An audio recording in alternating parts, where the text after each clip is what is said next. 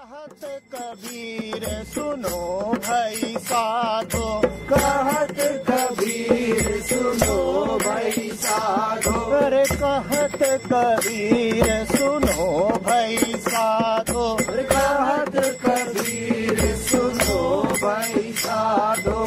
साहब मिले सबूरी में, अरे साहब मिले सबूरी में, मन लागो यार फकीरी में। To follow others' wish is slavery, but to follow one's own wish is even deeper slavery. And then it said, live free of others, but more importantly, live free of yourself.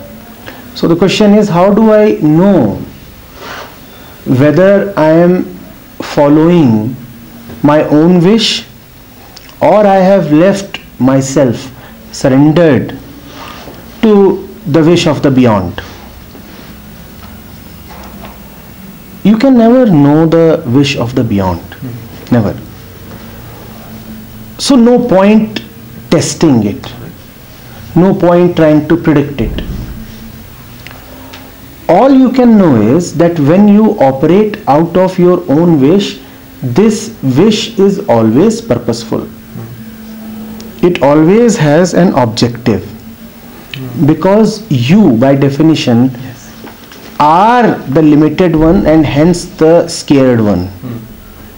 You, by definition, are the one in time and hence the insecure one.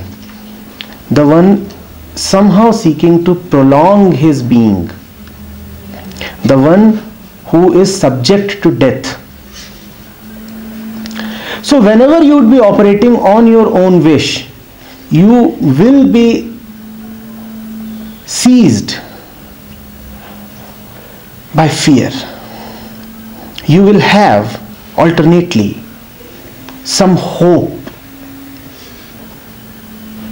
Whenever you find that an action has its continuation in the future or its tail in the past, then you must know that it is your own petty center that is operating. Getting it? If you have a personal stake in whatever you are doing, then you must know that you are following the wish of the ego.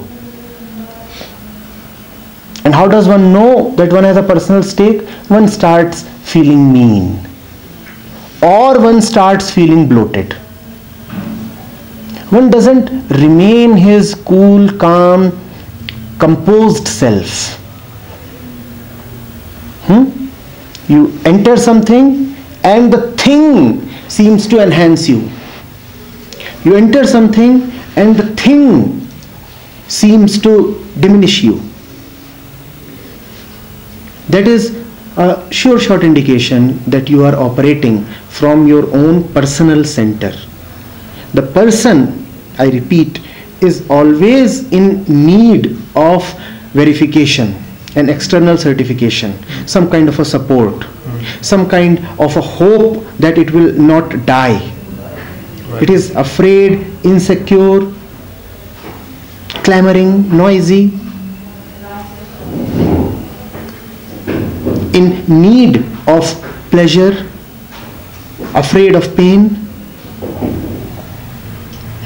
looking around with distrust, looking back over the shoulders with suspicion, looking ahead, sometimes with hope,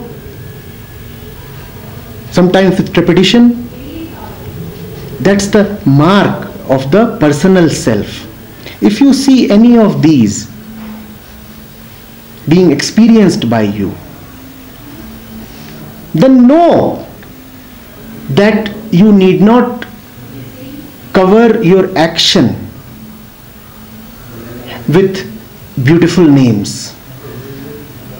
You need not take the support of ideologies to defend whatever you are doing. Simply know that if it is something that is arising out of fear, then it cannot be that. That effortless, fruitless action which is the music of living. In right action, you feel no personal stake. In right action, you do not enter with the expectation that you would be better off post the action. In right action, you enter with a certain pre-existing fullness. In fact, right action and this pre-existing fullness are one. That fullness pre-exists and lasts beyond the action, which means the action revolves around it, originates from it without touching it, without doing anything to it.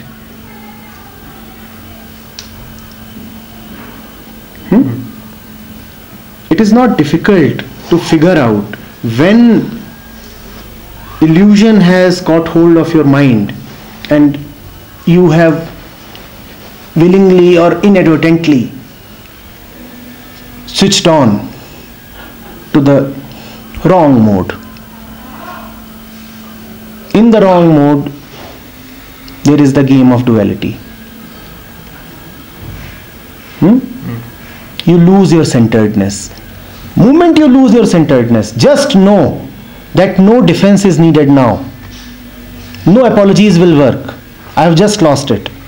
And this clear and immediate realization that one has lost it is the return to the center.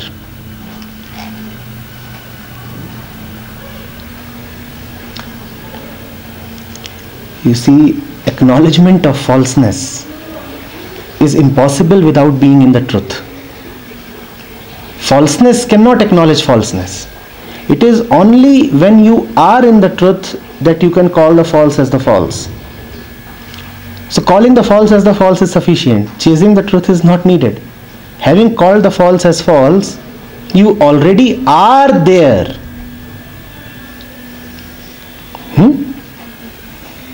Yes. The way I understand this is that whatever the way it is going to remain the same. Only the hope and fear will be lost and things will remain the same, and there is nothing drastic that is going to change. Even in this there is a certainty, a demand for certainty hidden. You are saying that equanimity means that things are going to remain the same, but the expectations, the hope or the fear that I associated with things or happenings or future events would be no more. Even in this, there is the last trace of hope remaining, of the desire for certainty remaining. Do you see that you just said that things are going to remain the same? Now things, if they are going to remain the same, they can't be too bad, because they are not too bad right now as per one's experience. They may remain the same, they may improve, whatever the word improvement means, or they may deteriorate, whatever that word means. I remain what I am. They may remain the same, they may change in one direction, they may change in another direction, they may change in a totally unpredictable way. I remain what I am, seated in my composure, wedded to my essential peace.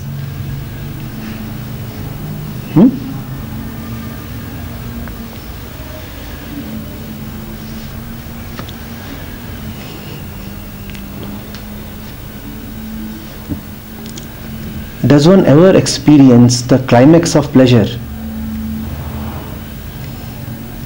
Does one ever experience the very nadir of pain?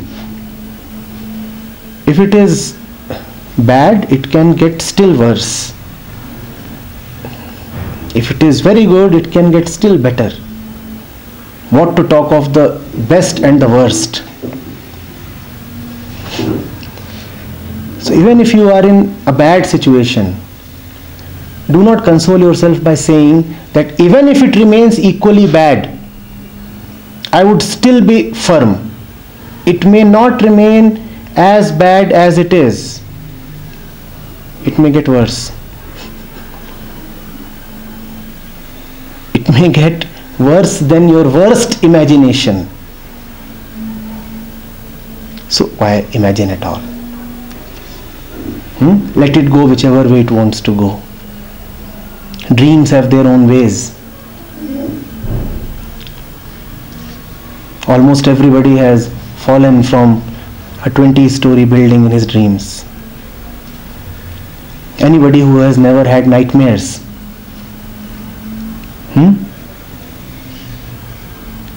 Anybody? Nightmares have their own patterns. The 20th story building in the hands of an ambitious builder can become a 30-story building, and then you can drop from there.